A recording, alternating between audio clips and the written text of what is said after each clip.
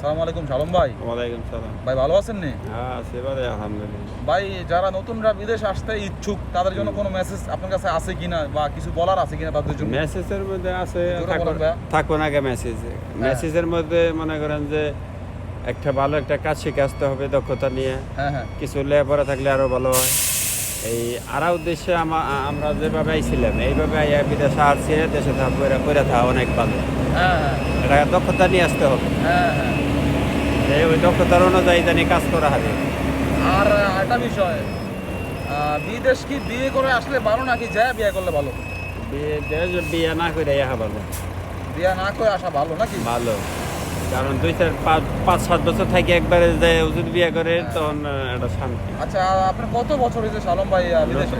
নতুন বিয়ে করে থুয়ে আপনার আজকে কত বছর হইলো বিদেশে? 4 বছর। 15 বছর। বিবাহিত? আপনি কি বিবাহিত? হুম, ছেলে মেয়ে কি আছে ভাইয়া? আছে 3 জন। ছেলে মেয়ে আছে 3 জন। ভাইয়ের বাসা কোথায় দেয় বাংলাদেশের? টাঙ্গাইল। টাঙ্গাইলে?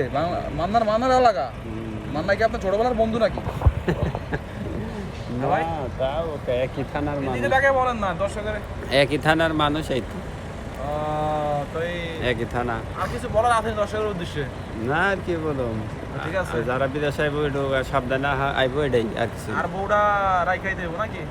বউ বিয়ে না করে রাখা ভালো, আমার মতে ভালো। ঠিক আছে। আসসালামু আলাইকুম সালাম ভাই। ওয়ালাইকুম সালাম।